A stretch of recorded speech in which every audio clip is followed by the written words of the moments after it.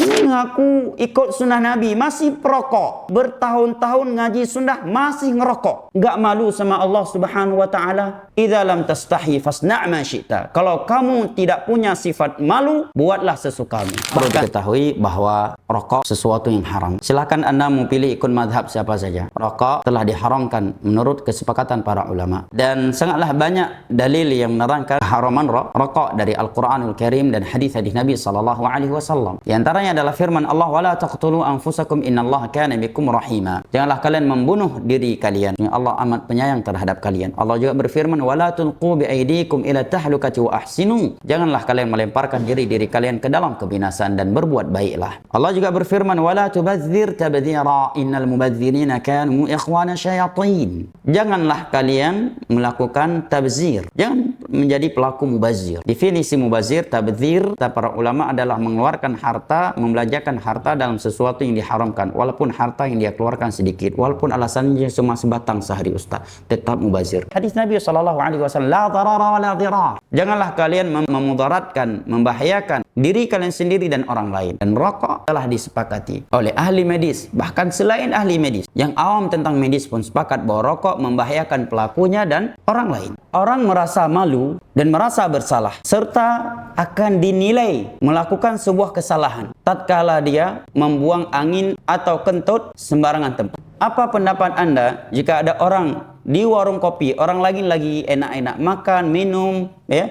tiba-tiba dia kentut, sengaja lagi, suara keras, bau lagi. Dia merasa bersalah, atau orang akan menilai dia telah melakukan sebuah kesalahan. Rokok itu tidak hanya membahayakan pelakunya saja. Perokok pasif lebih berbahaya daripada perokok aktif. Tetapi belum ada statement dari medis di dunia ini bahwa pengentut pasif lebih berbahaya daripada pengentut aktif. Kita pulang ke rumah nggak ngerokok, tapi baju kita bau rokok gara-gara duduk di warung kopi karena banyak para perokok. Maka ini perbuatan yang sangat buruk yang hendaknya ditinggalkan.